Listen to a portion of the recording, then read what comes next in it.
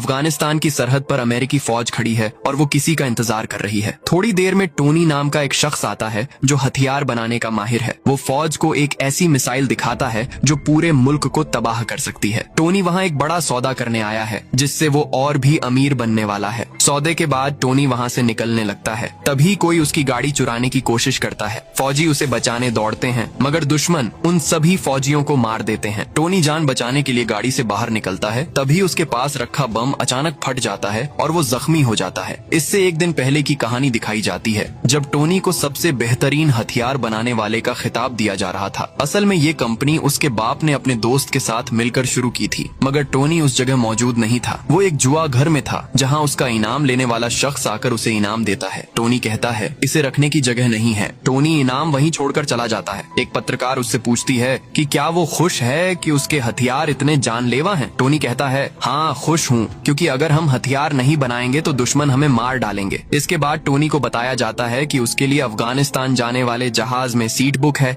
और वो अपने निजी जहाज से वहाँ पहुँचता है। अब कहानी वापस मौजूदा वक्त में आती है। टोनी बेहोश है और उसके सीने से बैटरी जुड़ी हुई है। होश आने पर टोनी घबरा जाता है और पूछता है ये बैटरी क्यों लगाई है। पास खड़ा एक शख्स बताता है कि बम के टुकड़े तुम्हारे जिस्म में घुस गए हैं और वो दिल तक पहुंच सकते हैं। इन्हें रोकने के लिए चुंबक लगाना जरूरी था। इसके बाद पता चलता है कि एक आतंकी गुट ने टोनी को अगवा किया है। उनका सरदार आता है और कहता है मैं चाहता हूँ तुम हमारे लिए वही मिसाइल बनाओ जो अमेरिकी फौज के पास है। टोनी साफ मना कर देता है। पास खड़ा एक और शख्स टोनी को समझाता है कि तुम्हारे पास और कोई रास्ता नहीं है, क्योंकि यहाँ से कोई तुम्हें ढूंढ नहीं सकता। वो शख्स भी एक हथियार बनाने वाला था जिसे आतंकियों ने वहाँ कैद किया था। दोनों मिलकर भागने का रास्ता सोचने लगे। हालांकि भागना नामुमकिन लग रहा था, मगर दोनों ने कोशिश करने की ठानी। उस शख्स ने कहा मुझे अपने घर वालों के पास वापस जाना है। टोनी ने कहा मेरा कोई घर वाला नहीं, बस एक ड्राइवर और एक सहायक है। दोनों ने सोचा कि एक ऐसा लोहे का सूट बनाया जाए जो गोलियों को रोक सके, ताकि बाहर निकलने पर अगर दुश्मन हमला करे तो वो बच सकें और भाग सकें। उस शख्स ने टोनी को बताया कि जो चुंबक तुम्हारे जिस्म में लगा है उसे बैटरी से चला सकते हैं, मगर उस सूट के लिए एक बहुत ताकतवर बैटरी चाहिए थी। दूसरी तरफ आतंकियों का सरदार समझ रहा था कि शायद वो उसके लिए मिसाइल बना रहे हैं, इसलिए वो सामान देता रहा, क्योंकि उसे सामान की असली जरूरत नहीं पता थी। जब सरदार को खबर मिली कि वो सूट बना रहे हैं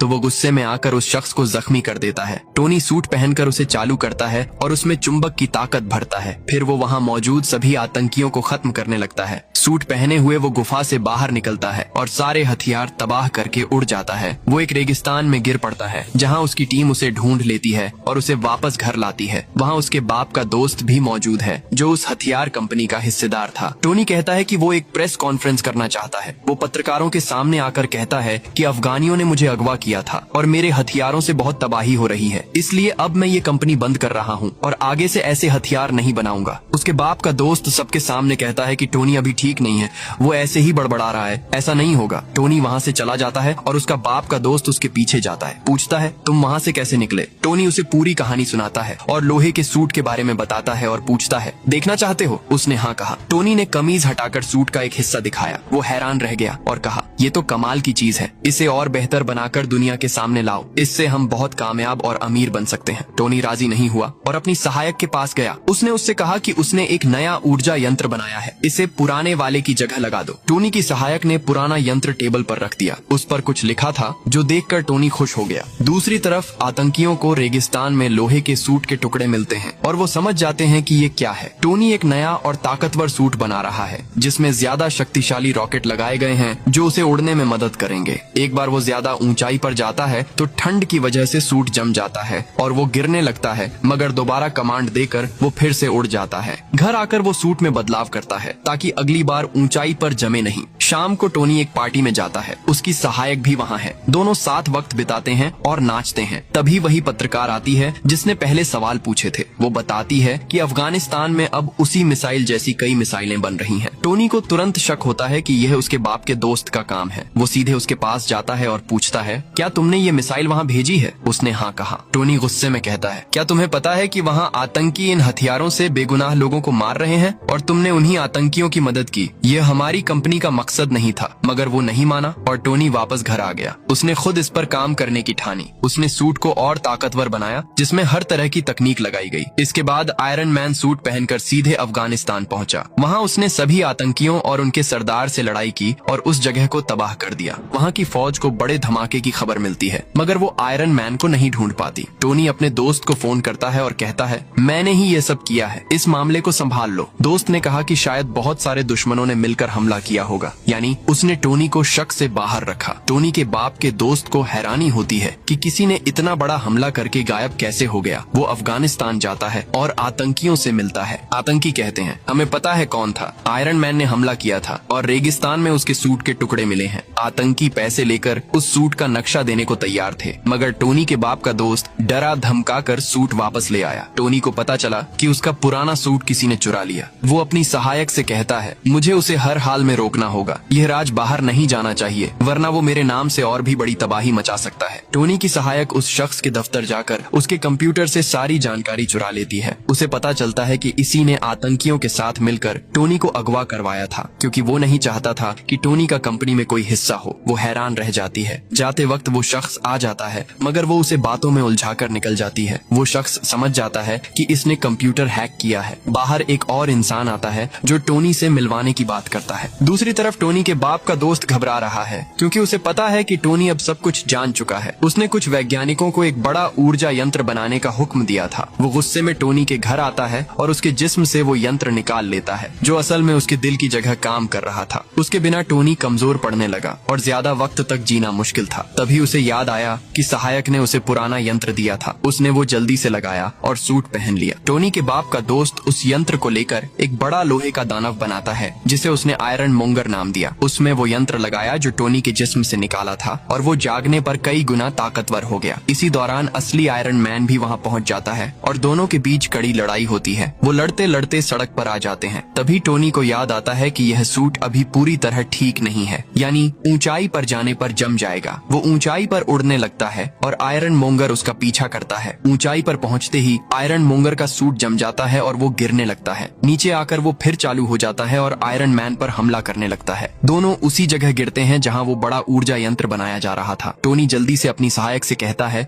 कि उस यंत्र को चालू कर दो और मैं हट जाऊंगा। आयरन मोंगर को इसकी खबर नहीं होगी। सहायक ने वैसा ही किया। यंत्र से निकली शक्तिशाली लहरों ने आयरन मोंगर को घेर लिया और वो मारा गया। अगले दिन एक प्रेस कॉन्फ्रेंस में सब टोनी से पूछते हैं कि क्या वो आयरन मैन है। एक शख्स आकर कहता है कि तुम्हें कहना चाहिए कि यह लड़ाई मेरे सुरक्षा गार्ड की निजी दुश्मनी की वजह से हुई और टोनी के बाप का दोस्त भी स्वाभाविक मौत मरा। मगर टोनी का दोस्त उससे कान में कहता है कि सच बोलो टोनी, और कहता है मैं ही आयरन मैन हूँ। और इसी जगह पहला हिस्सा खत्म होता है। अब दूसरे हिस्से की शुरुआत होती है। दूसरा हिस्सा वहीं से शुरू होता है जहाँ पहला खत्म हुआ था। टोनी ने माना कि वो आयरन मैन है। ये खबर किसी के टीवी पर चल रही है। जो देख रहा है उसका नाम इवान है। उसके बाप का अभी इंतकाल हुआ है। ये खबर देखकर इवान कहता है कि वो आयरन मैन से बदला लेगा। वो एक छोटा ऊर्जा यंत्र बनाता है जिसकी मदद से वो अपना खुद का सूट बनाने वाला है। कई दिनों बाद इवान का सूट तैयार होता है और वो उसे व्हिप्लैश का नाम देता है, जो किसी भी धातु को काट सकता था। 6 महीने बाद टोनी कुछ लोगों के सामने भाषण दे रहा है और उसने अपना सूट पहना हुआ है। वो कहता है कि उसके बाप का सपना था कि एक ऐसा शहर बनाया जाए जो सबसे आधुनिक हो, मगर वो पूरा न हो सका। अब मैं इसे पूरा करूंगा और यह सूट मेरी मदद करेगा। भाषण के बाद कुछ लोग उसके पास आते हैं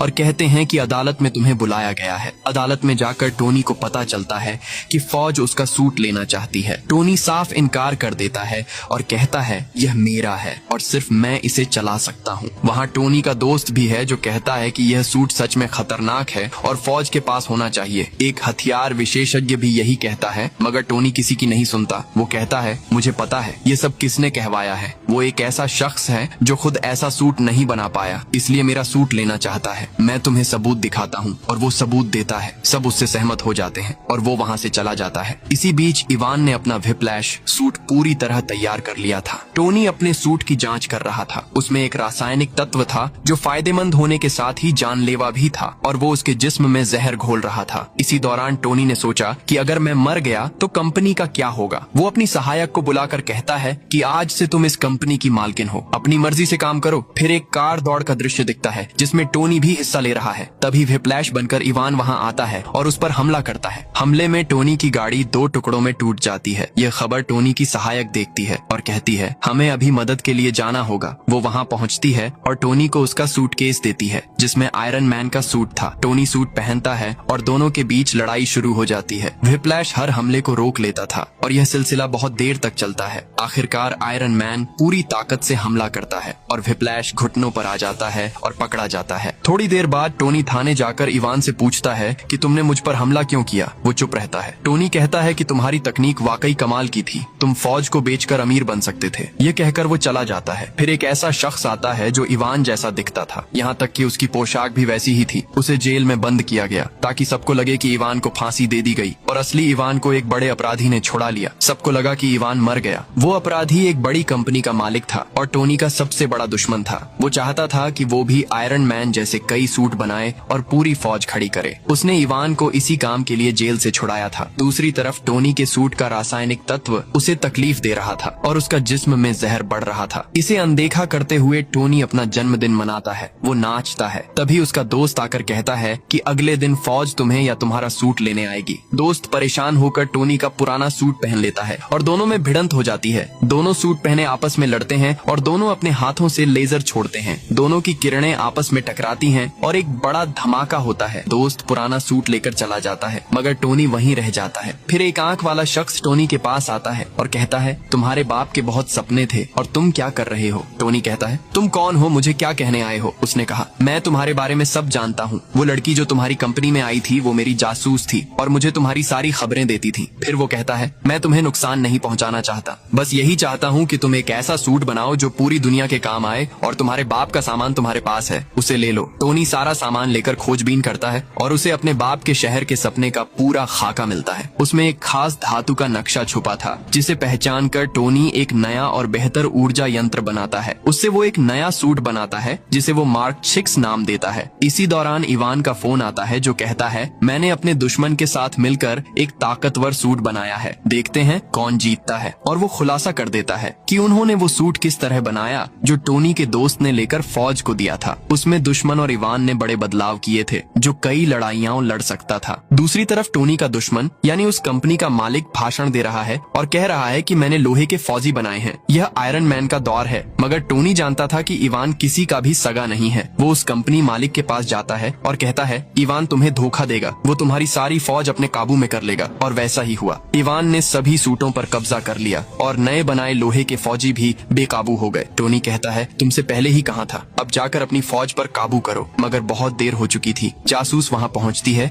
जहाँ इवान सब कुछ काबू कर रहा था। फिर आयरन मैन वहाँ आता है और सभी लोहे के फौजियों को खत्म करता है। तभी व्हिप्लैश और ज्यादा ताकतवर होकर सामने आता है। आयरन मैन उस पर हमला करता है मगर वो बेअसर था। व्हिप्लैश और मजबूत हो गया था। फिर टोनी को याद आया कि जब दो लेजर आपस में टकराई थी तो बड़ा धमाका हुआ था। वो अपने दोस्त से कहता है चलो फिर से वैसा करते हैं। दोनों ने वैसा ही किया और एक जोरदार धमाका हुआ जिसमें व्हिप्लैश वहीं खत्म हो गया। इसके बाद वहीं एक आंख वाला शख्स टोनी के पास आता है और कहता है एक अच्छी खबर है तुम्हारा, आयरन मैन सूट अवेंजर्स ने मंजूर कर लिया है, मगर माफ करना तुम्हें उस टीम में नहीं लिया गया, तुम्हें पर्दे के पीछे काम करना होगा। टोनी कहता है कोई बात नहीं, मैं मान जाता हूँ, मगर इस काम का इनाम चाहिए। फिर देखा जाता है कि अदालत के लोग टोनी और उसके दोस्त को इनाम देते हैं और कहते हैं तुमने पूरी दुनिया को बचाया। और इसी जगह दूसरा हिस्सा खत्म होता है। अब तीसरे हिस्से की बात करते हैं। फिल्म एक पुराने वक्त से शुरू होती है जहाँ एक महिला टोनी को बताती है कि उसने एक ऐसा वायरस बनाया है जिसमें कई ताकतें हैं, यहाँ तक कि जो लोग अपंग हैं वो भी ठीक हो सकते हैं। फिर एक वैज्ञानिक चश्मा पहने वहाँ आता है और टोनी को कहता है हमारी कंपनी एक बड़ा काम करने वाली है, उसमें बहुत आधुनिक तकनीक इस्तेमाल होगी, तुम हमसे जुड़ जाओ। वो टोनी से बहुत प्रभावित था मगर टोनी ने मना कर दिया। यह दिखाया जाता है कि टोनी एक मानसिक परेशानी में फंसा हुआ था। उस वक्त के हमलों की वजह से जब पूरे शहर पर आयरन मैन फौजियों ने हमला किया था और टोनी उन्हें बचा नहीं पाया था, वो बार बार उसी बात को सोचता था और बीमार पड़ जाता था। उसके दोस्त ने उसे हौसला दिया। आयरन मैन ने सोचा कि अगर दोबारा हमला हो तो वो क्या करेगा, इसीलिए उसने लोहे के सूटों की एक पूरी टुकड़ी बनाई और उसे आयरन लीजन नाम दिया। देश में फिर से हमले होने लगे जिनके पीछे मंडारिन था। आयरन मैन का अंगरक्षक भी उन्हीं हमलों में बुरी तरह जख्मी हो जाता है। टोनी उसे बहुत चाहता था, इसीलिए वो आपा खो बैठता है। वो प्रेस कॉन्फ्रेंस में कहता है कि अगर ये हमले बंद नहीं हुए तो मंडारिन को मजा चखाऊंगा। मंडारिन को यह नागवार लगता है और वो टोनी के घर को निशाना बना लेता है। पूरा घर तबाह हो जाता है। वहाँ वो महिला भी थी जिसने वायरस बनाया था। आयरन मैन सूट पहनकर उस महिला को बचाकर निकलता है मगर सूट में खराबी आ जाती है। वो जहाँ जाना चाहता था वहाँ नहीं पहुँच पाता और बर्फबारी वाली एक जगह गिर पड़ता है, मगर सूट में थोड़ी ऊर्जा बची थी जो उसे वापस ले जा सकती थी। दूसरी तरफ लोग सोचने लगते हैं कि घर पर हमले में टोनी मारा गया है। क्योंकि वो उस गांव में एक बच्चे को देखता है और उससे काफी बातें करता है। टोनी को पता चलता है कि उस गांव को भी उसी तरह तबाह किया गया था जैसे उसका घर किया गया था। उसे यकीन हो जाता है कि इसके पीछे मंडारिन है। टोनी जांच शुरू करता है और पता चलता है कि इन धमाकों में हथियार नहीं बल्कि लोहे के सूट पहने ताकतवर इंसान इस्तेमाल हुए। वो मंडारिन का ठिकाना जानने की कोशिश करता है मगर कुछ पता नहीं चलता। तभी वो बच्चा अनजाने में उसे मंडारिन की जगह दिखा देता है। टोनी ने गांव में कुछ हथियार भी बना लिए थे। वहां पहुंचकर पता चलता है कि मंडारिन वहां था ही नहीं, बस ऐसा दिखाया जाता था। एक शख्स वीडियो बनाकर अपलोड करता था जिसमें ऐसा लगता था कि मंडारिन वहां मौजूद है। यहाँ वही वैज्ञानिक मिलता है जो चश्मा पहने टोनी के पास पहले आया था। वो बताता है कि उसने उस वायरस को खुद पर इस्तेमाल करके खुद को ठीक किया और अब वो पहले से बहुत ताकतवर है, और बताता है कि उसने टोनी की सहायक को अगवा किया है। उसकी तस्वीर दिखाता है और कहता है वो उसकी कैद में है। जिसने वायरस खोजा था वो कई सालों से उसी वैज्ञानिक के लिए काम कर रही थी। जब वैज्ञानिक को पता चला कि वो टोनी से मिलने गई थी तो उसने उसे मार डाला। टोनी को पता चलता है कि वो वैज्ञानिक बहुत आधुनिक तकनीक इस्तेमाल करता था, इसीलिए उसे कोई ढूंढ नहीं पाता था। वहाँ वॉर मशीन भी थी